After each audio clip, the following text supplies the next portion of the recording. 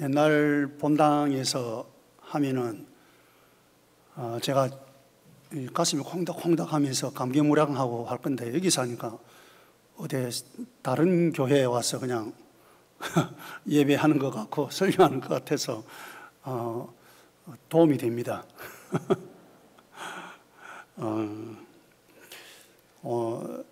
저희 교회가 크지는 않지만 코로나 때문에 이 오전 예배를 3번을 나누어서 합니다. 그래서 1부, 2부, 3부 3번을 나누어서 아침 8시부터 그렇게 하고 12시, 11시 반 예배를 하고 마치고 한 1시가 거의 다 돼가서 마쳐가지고 잠시 요기하고 출발해 왔는데, 제가 140, 50을 잘 안 달리는데 오늘은 제가 한 10년 만에 처음으로 140, 50을 달려서 그래서 달려왔습니다.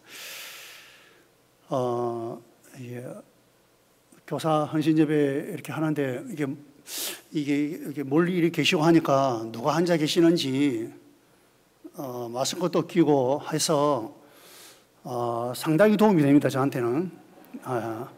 본래 앞에 안 보이면은 일을 저지르거든요. 보이는 게 없으니까.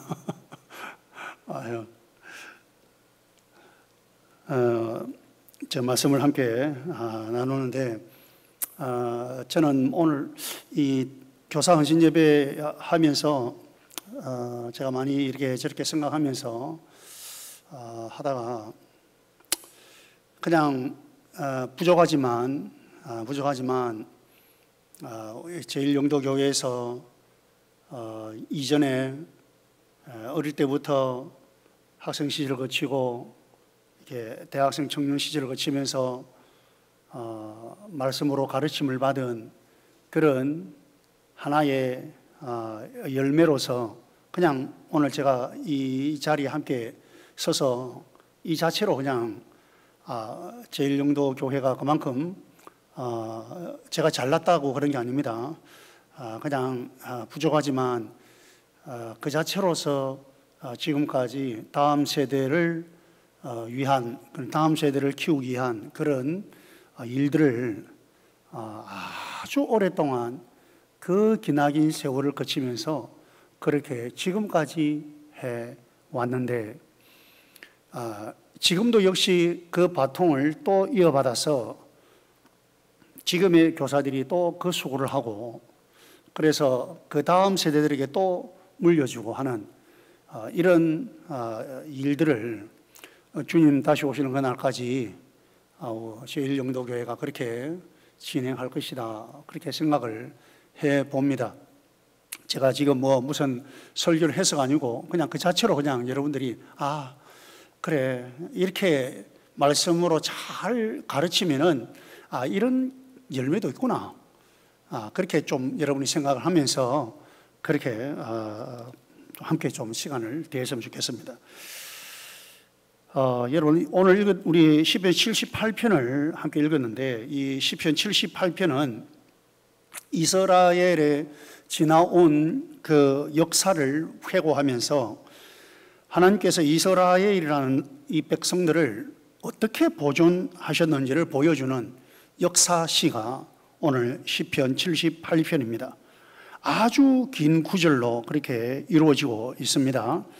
72절까지 이어지고 있으니까, 특별히 출애굽, 광야 생활, 그리고 약속의 땅 가나안에 들어가서 정착하는 그런 과정을 통하여서 그들이 하나님을 잊고 하나님께 반항했던 그 역사를 기록하고 있습니다. 이 아주 부정적인 샘플을 통하여서 이들이 이렇게 하나님을 잊고 하나님께 반항하면 안 된다, 이걸 보여주는 하나의 또 교훈시라고 봐도 틀림이 없을 수 있습니다. 그것이 9절부터 64절까지 아주 길게 나옵니다. 이 역사의 흐름, 출애굽부터 해서 이 가나안 땅에 들어가서 그곳에서 정착하는 그 모든 과정, 이게 9절부터 64절까지 아주 긴 구절을 통하여서 나오고 있습니다. 자, 이것을 3절에서는 뭐라고 기록을 하고 있느냐면은 이는 우리가 들어서 아는 바요 우리의 조상들이 우리에게 전한 바라. 그렇게 이 9절에서 요약해서 말하고 있습니다. 우리가 들어서 아는 바요 우리의 조상들이 우리에게 전한 바다. 우리가 들어서 아는 바고 또 우리 조상들이 우리에게 전하여 준 것이다. 이렇게 이 9절에서 64절까지의 내용을 그렇게 이 3절에서 한 구절로 이야기하고 있습니다. 이 시편 전체를 이렇게 관통하면서 이 78편입니다. 78편 이것을 관통하면서 강조되고 있는 단어가 있습니다. 그 단어가 있는데 그것이 뭐냐면은 기억한다, 또 잊는다, 그런 단어입니다. 물론 기억한다와 잊는다는 말은 반대되는 말이지만 이 반대되는 이 두 단어를 통하여서 이 78편이 쭉 관통이 되고 있다는 것을 좀 볼 수 있습니다. 여러분 성경을 여러분 좀 살펴보시면은 제가 그 예를 간단하게 보여드리면은 7절에 보시면은 그들로 그들의 소망을 하나님께 두며 하나님께서 행하신 일을 잊지 아니하고 이렇게 나오죠. 그리고 11절에 보면은 여호와께서 행하신 것과 그들에게 보이신 그의 기이한 일을 잊었도다. 그리고 35절 같은 경우는 하나님이 그들의 반석이시며 지존하신 하나님이 그들의 구속자이심을 기억하였도다. 그리고 42절에는 그들이 그의 권능의 손을 기억하지 아니하며 나오죠. 기억하지 아니하며 대적에서 그들을 구원하신 날도 기억하지 아니하였도다. 그리고 기억이라는 단어와 그리고 잊는다 이 단어가 반복이 되면서 이 전체를 쭉 관통하고 있다고 보면은 됩니다. 다시 말하면은 기억한다 그리고 잊는다 이걸로 전체를 쭉 이어간다고 보면은 됩니다. 그래서 이 시편이 기록된 이 78편이 기록된 목적은 아주 분명합니다. 출애굽부터 가나안까지 이 이스라엘 백성들은 하나님을 잊고 하나님께 계속해서 반항을 했지만 그들의 미래 세대, 그들의 후세대, 다음 세대는 하나님을 믿지 않고 하나님을 거역하는 자가 되어서는 안 된다. 그 다음 세대만큼은 하나님을 믿지 않거나 하나님을 거역하는 자가 되어서는 안 된다. 다시 말하면은 그들의 선배들은 하나님을 잊기도 하고 하나님께 반항을 하기도 했지만 그들의 후세대는 그렇게 하면 안 된다. 이런 교훈을 마음에 새기도록 하기 위해서 이 시편 78편이 기록이 되었다라고 보면 됩니다. 다시 말해서 절대로 하나님을 잊어서는 안 된다 그 말입니다. 하나님 잊어서는 안 된다. 자, 여러분, 저는 오늘 이 말씀을 가지고 다음 세대에 알게 하라라는 제목으로 함께 말씀을 나누려고 합니다. 다음 세대에, 우리의 후세대에게 알게 하라. 특별히 하나님의 말씀을 가르쳐서 알게 하라. 그래서 하나님을 잊게 해서는 안 된다. 하나님을 잊어서는 안 된다. 우리 다음 세대들이 하나님 잊어서는 안 된다. 하나님 잊고 하나님께 반항해서는 안 된다. 이것을 오늘 말씀을 통하여서 함께 주제로 삼고 말씀을 나누려고 하는 것입니다. 여러분 4절 보시면은 우리가 이를 그들의 자손에게 숨기지 아니하고 여호와의 영예와 그의 능력과 그가 행하신 기이한 사적을 후대에 전하리로다 되어 있잖아요. 자, 여러분 하나님께서 자신의 영광과 능력과 그리고 그분이 행하신 기이한 사적, 이 말은 아주 놀라우신 하나님의 역사를 이야기하거든요. 그 하나님의 역사를 하나님의 영광스러움과 하나님의 능력과 하나님께서 행하신 그 능력의 일들과 그리고 하나님의 놀라우신 하나님의 역사들을 이스라엘 백성들에게 하나님께서 나타내셨는데 그것을 후세대들에게 전해야 한다는 거예요. 이것을 다음 세대들에게 전해야 한다는 거죠. 하나님께서 그들의 선배 세대를 통하여서 하셨던 하나님의 역사들이 있는데 이것이 다음 세대들에게 전해져야 한다라는 것입니다. 그리고 5절에 보면은 여호와께서 증거를 야곱에게 세우시며 법도를 이스라엘에게 정하시고 나오죠. 이것은 증거와 법도인데 이 증거와 법도는 하나님의 언약의 말씀입니다.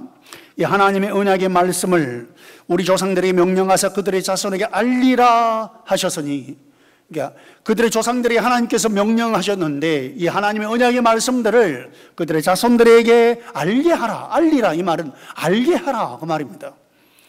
너희들의 후세대들에게 알게 하라. 그것을 가르쳐서 알게 해라 그 말이죠. 여러분, 우리는 우리의 후손들에게, 우리의 선배들이 우리들에게 하나님의 역사와 하나님의 말씀을 가르쳐서 알게 해 주셨듯이, 그렇게 해 주었듯이 우리가 우리의 다음 세대들에게, 우리의 후세대들에게 하나님의 말씀을 전해 주어야 합니다. 우리가 하나님의 말씀을 들어야 하듯이 우리의 자녀들과 우리의 후손들, 우리의 다음 세대들 역시 하나님의 말씀을 듣고 그 말씀을 통하여서 구원받고 하나님을 섬겨야 합니다. 그리고 이렇게 여러분들이 몸된 교회를 섬기듯이 우리 다음 세대들이 그렇게 또 몸된 교회를 잘 섬겨야 합니다. 그러므로 앞선 세대는 다음 세대에게 하나님의 말씀을 바르게 전달해 주어서 그들로 그 말씀을 알게 해야 하는 사명이 있는 것입니다. 이 사명이 얼마나 소중하고 중요한 것인지를 오늘 여러분 계속해서 말씀을 함께 나누면서 꼭 다시 한번 깨달을 수 있기를 바랍니다. 제가 좀 전에 앉아서 살짝 목사의 제1영도교회 오늘 이 지금 온라인도 한 데서 제가 치고 순간 들어가 봤어요. 보니까 지금 한 20명이 지금 보고 있더라고요. 우리 교회에서 이게 영상을 하면 제가 다 갖다 위에 넣어놓고 이게 지금 몇 명이 들어왔는지 인사 올리세요 말해가면서 그렇게 예배를 합니다. 좀 현장감 있게 예배를 하기 위해서. 그러면서 그 밑에 목사님 설교하신 게 있어서 보니까 시간이 나와 있는데 22분이가 돼 있어요. 그래, 목사님 설교를 22분밖에 안 하시나. 이 큰일 났다. 오늘 나는 큰일 났다. 여러분 그렇게 훈련되어 있으면 오늘 아예 포기하세요. 저는 그렇게는 못하겠습니다. 제가 최대한 짧게 하려고 오늘 마음 먹고 왔기는 왔는데 제가 그까지는 못하겠어요. 자, 그러면 우리가 하나님의 말씀을 다음 세대들에게 알게 해야 되는데 왜 이렇게 이 사명이 그토록 중요하냐는 것이죠. 왜 이 사명이 이토록 그렇게 중요하냐. 여러분 다음 세대들에게 하나님의 말씀을 가르쳐서 알게 해야 하는 이유가 있습니다. 오늘 말씀 속에 그것을 가르쳐주고 있습니다. 그 이유가 있습니다. 여러분 6절에 보면은 이는 이라고 말로 하고 있잖아요. 5절의 끝에 그들의 자손에게 알리라 하셨으니 그 다음에 이는 이 말이 뭐예요? 하나님의 말씀을 자손들에게 알게 해야 하는 이유가 있다 그 말입니다. 그 이유에 대하여서 7절 8절에 언급하고 있습니다. 7절에 보니까 그들의 소망을 하나님께 두며 하나님께서 행하신 일을 잊지 아니하고 오직 그의 계명을 지켜서 이렇게 나오고 있습니다. 먼저 첫 번째는 그들로 하여금 그들의 소망을 하나님께 두도록 하기 위해서입니다. 여러분 다음 세대에게 말씀을 가르쳐 알게 하는 이유는 다른 거 없습니다. 인생의 주인이신, 인생의 참 주인이 하나님이신데, 내 인생의 참 주인이 하나님이신데 그 하나님에게 내 인생의 초점을 두고 그 초점을 맞추고, 그리고는 하나님 외에는 소망이 없다, 하나님 외에는 내 인생의 소망이 없는 줄 알고 하나님에게 소망을 두도록, 내 모든 인생의 소망을 하나님에게 두도록 그렇게 살아가게 하기 위해서 여러분 이렇게 말씀을 가르쳐서 하나님의 말씀을 알게 해야 한다라는 것입니다. 여러분 우리의 살아가는 이 세상이 얼마나 여러분 험악한지 우리 살아본 사람들은 알잖아요. 우리 지금 앞선 세대들은 알잖아요. 험악한 세월을 우리가 지금 살아가고 있고, 이전에 살아왔고 지금도 살아가고 있고 앞으로도 살아갈 것입니다. 자, 그러면은 이 생존 경쟁이라는 무서운 현실이 우리의 다음 세대들을 정말 어둠에 가두고 있습니다. 참으로 불안하고 두렵습니다. 그런 가운데에 우리의 부모들은, 특별히 부모들요, 선생님들, 우리 주일학교 선생님들은 안 그래요. 그런데 선생님들이 가정에 가면 부모가 되거든요. 어쨌든 부모들은 자녀들을 어떻게 하든지 좋은 학교에 보내려고 애를 쓰잖아요. 그건 맞습니다. 어느 부모치고 그렇게 생각 안 하는 부모가 없습니다. 저도 여러분도 우리 모두가 다 그렇게 애를 씁니다. 그래서 많은 사교육비를 투자하죠. 왜 그렇습니까? 왜 그리 합니까? 그건 바로 미래에 대한 희망이나 소망 때문입니다. 만약에 미래에 대한 희망이나 소망이 보이지 않으면 그러지 않을 거예요. 그렇잖아요. 그렇게 한다고 해서 미래에 대한 소망, 희망이 보이지 않으면 그렇게 안 합니다. 그런데 가나다란 희망이나 소망이라도 그것이 그나마 있다고 생각하기 때문에 그렇게 하는 것입니다. 그런데 여러분, 과연 그렇게 하면 미래에 대한 희망, 소망이 보장은 됩니까? 뭐 너나 할 것 없이 다 그리 합니다. 그러면 과연 보장은 됩니까? 그런데 이 시대가 보장은 못하고 있습니다. 그렇게 한다고 해서 이 미래에 대해서 정말 아주 참 햇빛꽃 같은 그런 미래가, 그런 시대가 보장이 되느냐? 다 보장이 되면 얼마나 좋아요. 그런데 그렇게 보장이 되는 것 같지는 않습니다. 좋은 학교, 좋은 직장 목표로 해서 그 목표가 달성되었다고 합시다. 그러면 그것이 그 부모나 그 자녀 과연 얼마나 소망스러울까요? 그럴 수 있습니다. 여러분 좋은 학교 가고 좋은 직장 가면요, 여러분 얼마나 그게 여러분 주어지는 그 어떤 기쁨이나 즐거움이나 실제적으로 현실적으로, 그리고 그것을 통하여서 주어지고 또 얻어지는 혜택들이 굉장히 많잖아요. 현실적으로 분명히 있습니다. 그러나 한편 그렇게 목표를 달성한 것은 또 다른 좌절이나 허무함을 만들기도 하는 것입니다. 그래서 또 다른 불행의 시작이 될 수도 있습니다. 제 이야기를 조금 할게요. 아시는 분은 아는데, 제가 고등학교를 졸업하고 대학을 갔는데, 대학을 진학할 때에 어떻게 하면 돈을 많이 벌 것인가, 이걸 생각하고 간 데가 공대입니다. 공대를 가서, 그래서 공대를 가면은 돈 많이 벌 것이다 생각하고 또 대학을 졸업했어요. 그리고 취업을 했잖아요. 뭐 아는 분들은 아시겠지만 취업을 했잖아요. 여러분 취업을 할 때 그때 여러분 그때 저는요 구름을 나는 것 같았어요. 이제 모든 것 끝났다.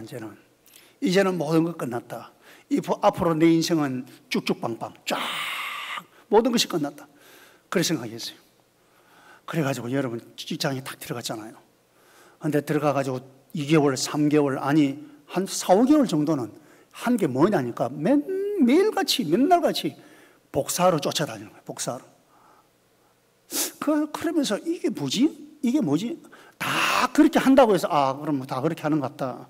그러고는 몇 개월 지났어요. 몇 개월 지나서 이제 조금 이제 실무에 들어가는데, 그리고는 이게 여러분 이제 몇 개월 지나고 1년이 지나고 2년이 지나는데 저한테 밀려오는 허무함, 그리고 뭐랄까요, 저한테 주어지는 게 이게 뭘까? 도대체 이게 뭐지? 이게 단가?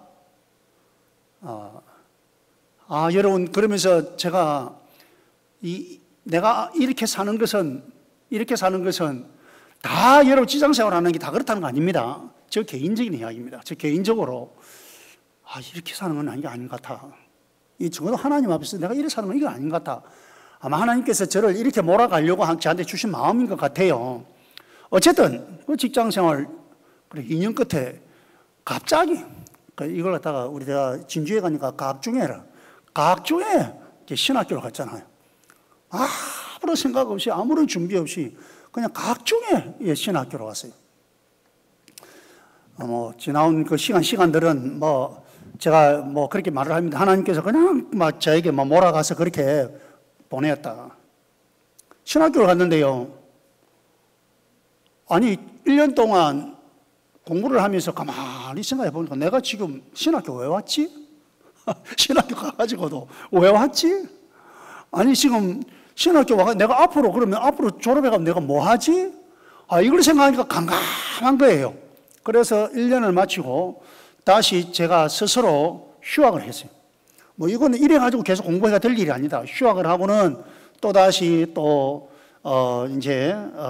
뭐랄까요, 전도 또 제자 훈련 이런 것들을 좀 하게 되고요. 그러면서 조금 제가 이제 내가 뭘 해야 될지를 알게 되고, 그리고는 1년 뒤 복학을 하게 되었죠. 여러분, 제가 지금 이제 부교육자 생활 다 이제 우리 이제 제일영도교에서 전도사 생활을 출발을 해가지고 얼마나 감사한지 모릅니다. 제가 아무것도 모르는 제가 어디 가면 전도사 생활을 하면 얼마나 제가 핍박을 받겠어요. 그런데 모교회에서 전도사 생활을 이렇게 하도록 참 배려를 해가지고 제가 뭘 실수를 해도 다 용납이 되는 이런 분위기 속에서 제가 여기서 전도사 생활을 시작해서 부교육자 생활을 다 마치고 이제 담임을 시작했는데, 여러분 부교육자들의 꿈이 뭐예요? 담임 아닙니까? 그래서 제가 담임을 이제 하게 됐는데, 지금 제가 이제 올해 15년째입니다. 15년째 하고 있는데,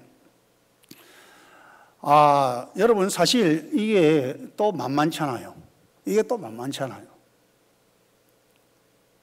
이게 무슨 말이냐면은, 여러분 우리가 어떤 목표를 달성했다고 해서 그걸로 모든 것이 참 꿈만 같은 세월이 그렇게 나에게 펼쳐지고 꼭 그렇지는 않다는 거죠. 여러분, 우리가 살아가는 세상의 흐름은 저는 지금 제 개인적인 이야기를 했을 뿐입니다. 근데 이게 이제 여러분, 우리 이렇게 교회 안에 또 우리의 다음 세대들 또 우리 성도님들이 또 살아가면서 그렇게 경험했던 것들이 사실은 어쩌면 저보다 좀 더 아주 치열한 그런 어떤 삶의 현장 속에서 경험이 되었을 거예요.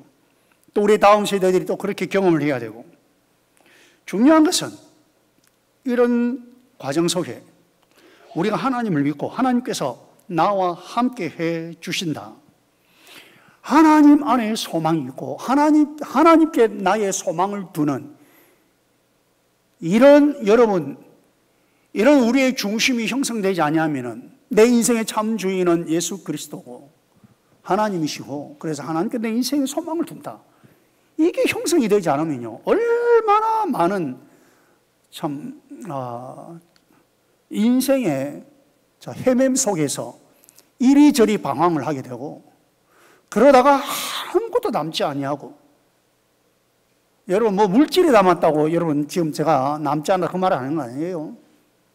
정말 자기 인생에 있어서 가치 있게 붙잡고 있는, 정말 자기 인생에 있어서 정말 하나님 앞에서 참 소망을 가지고 붙잡고 있는 그런 것들이 남지를 아니하고, 돌아보면은 허무한 것뿐이고, 여러분 우리의 다음 세대가 이런 세상 속에서 더더군다나 저희들이 하나님을 붙잡고, 그리고 하나님께서 저들과 함께 하시고, 그리고 저들이 하나님 안에서 참 소망을 가지면서 인생의 참 주인이 하나님이시라는 이 확실한 이 믿음과 소망 가운데서 그렇게 저들이 나아가야 되는데, 이렇게 소망이 주어진다면 저들에게 주어지는 복입니다.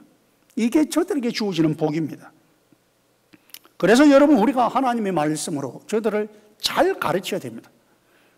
하나님께 저들을 하나님께 소망을 두도록 그렇게 해야 한다는 거예요. 여러분 우리 지금 기성세대들, 지금 앞선 세대들이 살아오면서 알 수 있잖아요. 우리 다 경험해봤잖아요. 소망이 어디 있습니까 여러분? 하나님 위에 소망이 있습니까? 아직도 여러분이 살아오면서 하나님 위에 소망이 있습니다라고 그렇게 말을 하는 사람은 좀 더 살아보세요. 나이가 문제가 아닙니다. 좀 더 살아가야 됩니다. 여러분 하나님 위에 소망 둘 곳이 없잖아요.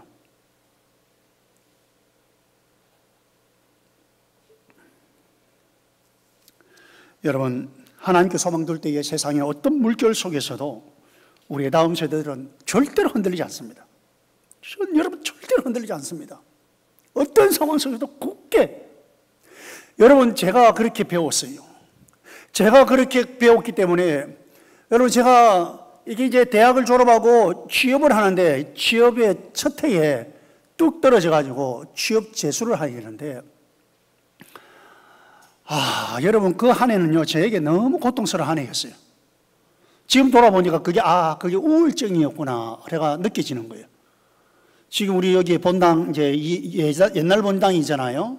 예, 지금 여기 말고요. 구 본당 2층에서 낮에 예배를 드리고 나면은 햇빛이 쫙 비치잖아요. 그러면 낮에 예배 드리면 창문을 다 열면은요, 그 바로 하늘이 쫙 보이잖아요. 하늘이 쫙 보입니다. 하늘을 쫙 보는데, 하늘을 보고 있는데 나도 모르게 눈물이 쭉 흐르는 거예요.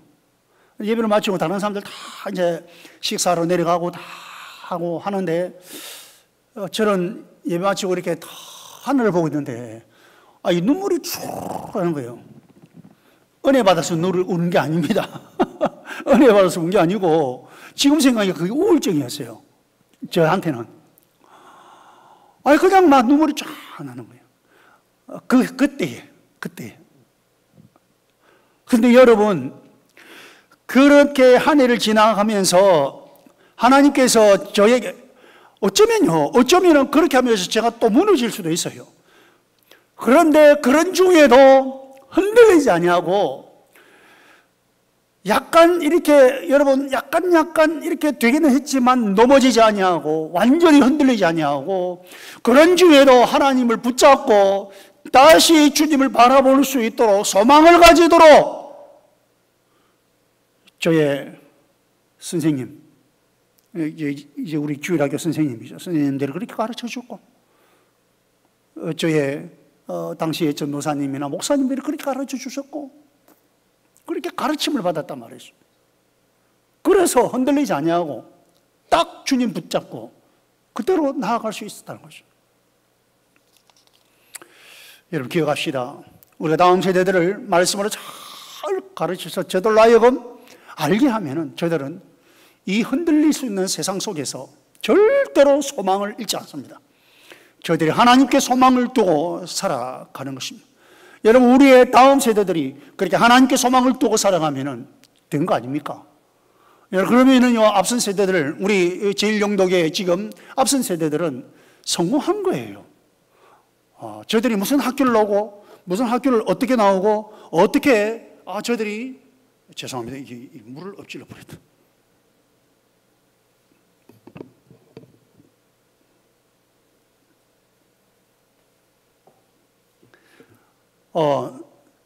그렇게, 무슨 직장을 어떻게 다니고, 그렇게, 내놓을 만한, 그렇게 되지 않다 할지라도, 저희들의 인생 속에 하나님께 소망을 두고 살아가면 성공한 거예요.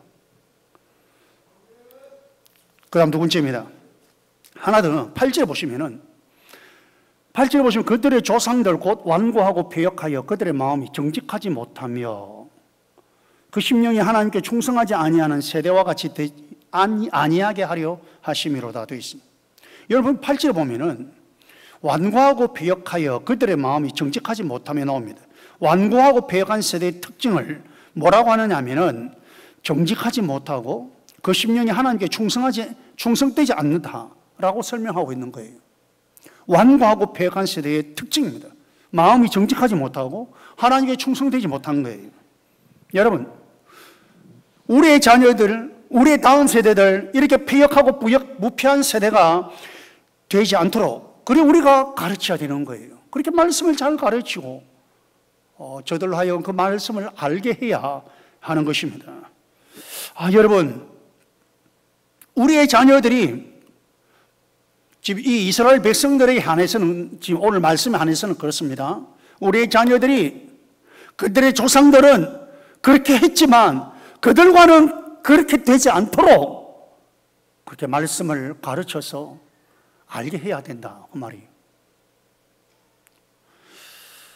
엘리 제사장이 성경에 나오지 않습니까? 엘리 제사장이 그 자녀들을 사랑했습니다. 그런데 방법이 굉장히 잘못됐어요.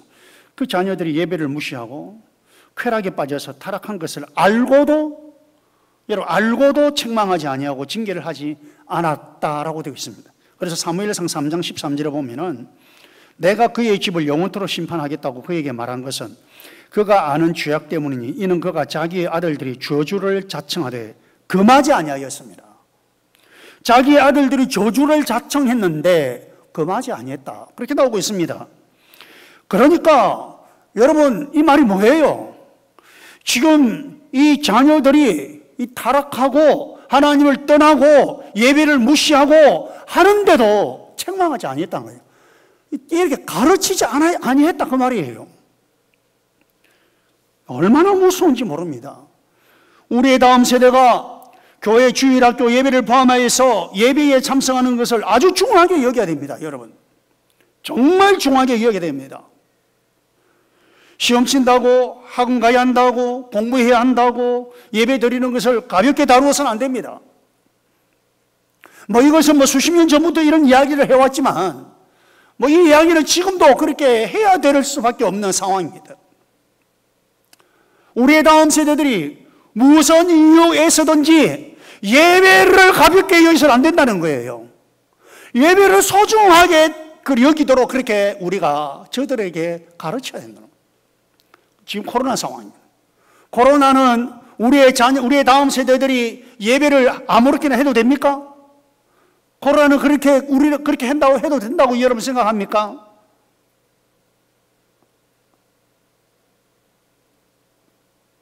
여러분, 더 철저하게 이 친구들을 잘 관리해야 됩니다. 물론 현장이 안 되면은 이렇게 지금 영상으로 하면은 영상으로 하는데 누가 들어오고 안 들어오고 정말 체크 잘해야 됩니다.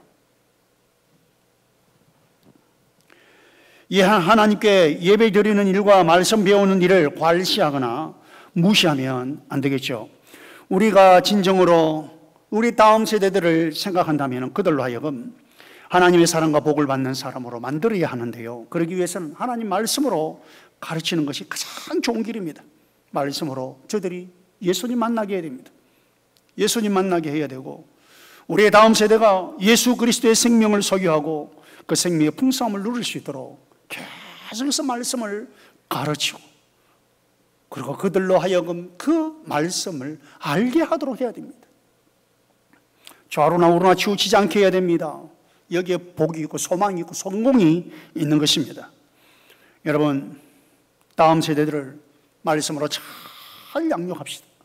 여러분, 우리의 다음 세대들이 또 그 다음 세대들을 책임질 수 있도록 해야 됩니다.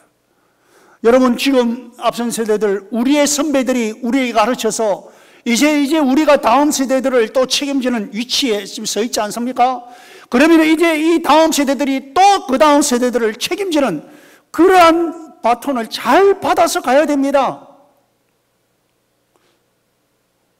여러분, 참 이 제1영도교회가 지금까지는 그 일을 잘 해왔습니다.